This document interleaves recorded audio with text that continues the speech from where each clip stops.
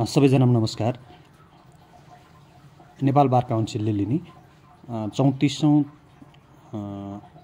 अधिवक्ता परीक्षाको लागि नजिरहरू पनि तय गरिसकिएको छ र परीक्षाको मिति समेत तोकिसकिएको छ।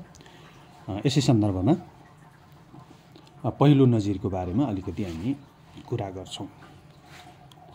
र पहिलो नजिर रहेको छ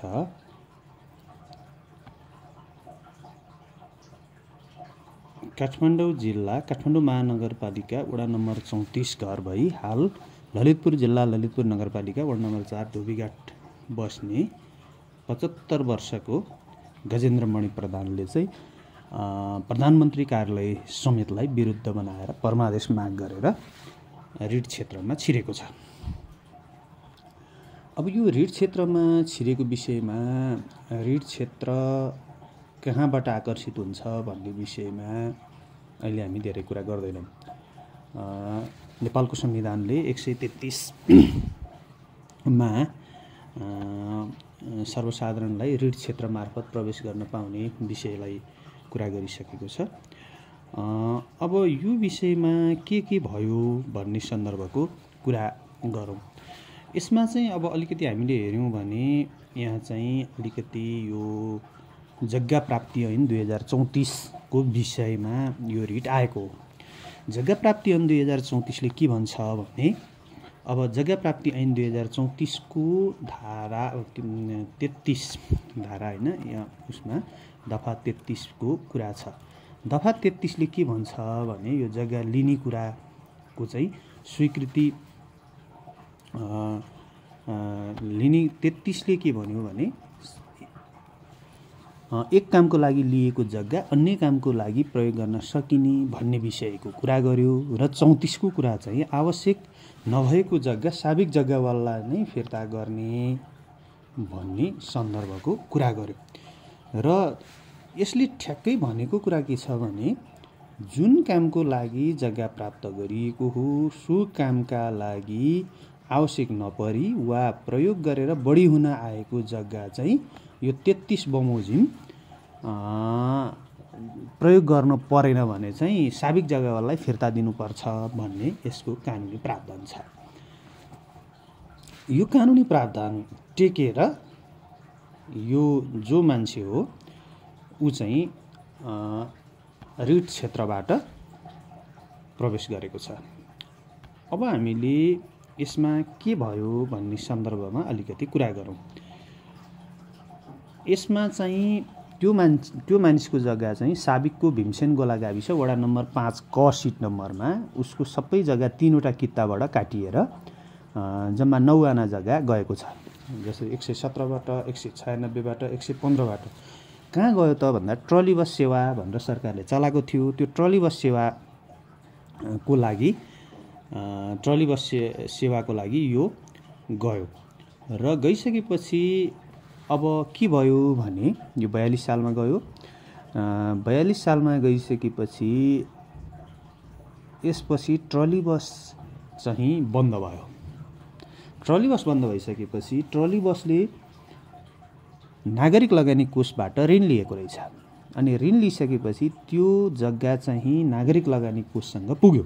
नागरिक लगानी कोषसँग पुगिसकेपछि उसले के दाबी गर्यो भने मेरो जग्गा ट्रली बसका लागि लिएको हो, ट्रली बस कामको लागि। त्यो ट्रली बस भन्ने कम्पनी नै हरायो, कम्पनी नै छैन। त्यसो कम्पनी नभएको हुनाले मैले त मेरो जग्गा फिर्ता पाउनु पर्यो। त्यतिखेरको कति पैसा मैले मुआवजा लिएको हो त्यो मुआवजा पनि म फिर्ता गर्न तयार छु भनेर उसले चाहिँ नागरिक लगानी कोष, त्यसपछि भौतिक पूर्वाधार तथा यातायात मन्त्रालय, काठमाडौँ महानगरपालिका,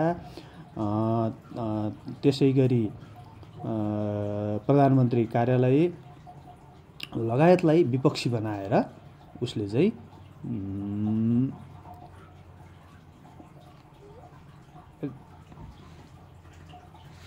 रिट निवेदन दाबी गर्यो। र रिट निवेदन दाबी गरिसकेपछि अब के भयो भने अब त्यसपछि अब नागरिक लगानी कोषले महानगरपालिकामा नक्सा पास गर्न महानगरपालिकाले नक्सा पास गर्न दिएन भनेर त्यो नगरपालिकालाई पहिला बनाएर गयो। अब यसमा जवाफ के लेखे, नागरिक लगानी कोषले के लेख्यो भने जग्गा चाहिँ 42 सालमा नै नेपाल सरकारमा आयो।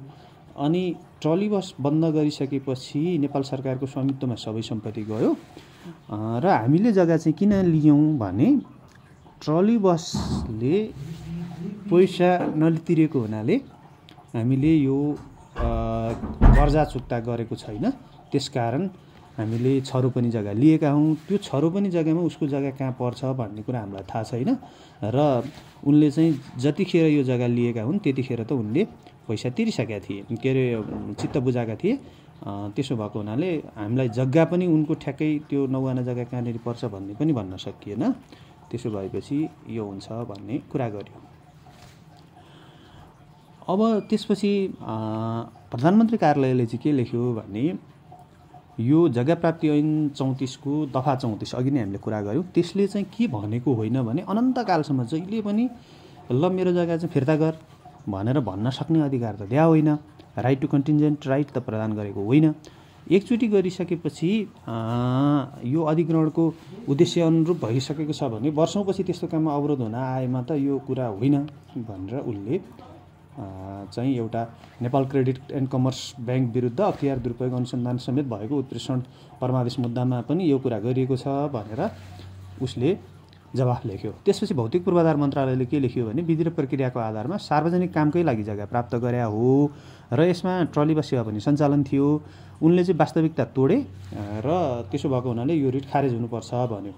अब काठमाडौँ महानगरपालिकाले चाहिँ जग्गा अधिग्रहण गरेको भन्ने कार्यसँग महानगरपालिकाको कुनै सरकार नरहेको हुँदा रिट निवेदन खारेज गरिपाउँ भन्ने सन्दर्भ उठायो। अब अदालतले जम्मा दुईटा प्रश्न यो निवेदकतर्फको बहस र विपक्षीतर्फहरूको बहस सुनिसकेपछि उसले जम्मा दुईटा प्रश्न उठायो यो मुद्दामा फैसला गर्नको लागि। एउटा, साबिकमा ट्रली बस सेवाका लागि अधिग्रहण गरिएका जग्गाहरू हाल ट्रली बस सेवा बन्द भएको कारण नागरिक लगानी कोषको नाममा हस्तान्तरण भएको अवस्थामा यो निवेदकले जग्गा फिर्ता पाउनुपर्ने अवस्था हो कि होइन भन्यो। अनि परमादेश माग गरेको हुनाले परमादेश जारी हुनुपर्छ कि पर्दैन भन्ने दुईटा प्रश्न उठाएर अदालतले फैसला दियो। अदालतले फैसला दिइसकेपछि चाहिँ पहिलो के भन्यो भने निवेदकले आधार लिएको यो कानुनी व्यवस्था बमोजिम हाम्रो ऐनमा के छ, जुन कामका लागि लिएको हो त्यो कामका लागि प्रयोग नगरे फिर्ता दिनुपर्छ भन्ने विषय छ। अब चाहिँ ट्रली बस सेवा सञ्चालनका लागि अधिग्रहण गरिएको देखिएकोमा सो प्रयोजनका लागि प्रयोगै नभएको भन्न मिलेन, किनभने 42 सालमा लियो, 69 सालसम्म त ट्रली बस सेवाकै लागि जग्गा प्रयोगमा थिए। ट्रली बस बन्द भयो र त्यसपछि मात्रै नागरिक लगानी कोषमा यो जग्गा पुग्या हो र नागरिक लगानी कोषले पनि जग्गा यसै लिएको होइन, त्यो चाहिँ कर्जा भुक्तानी प्रयोजनका लागि लिएको हो। त्यसो भएको हुनाले यो गलत मनसायका साथ गलत उद्देश्यका साथ लिएको थिएन र जुन ऐनले भनेको मनसाय थियो त्यो मनसाय यहाँ देखिएन भन्ने सन्दर्भको कुरा गर्यो।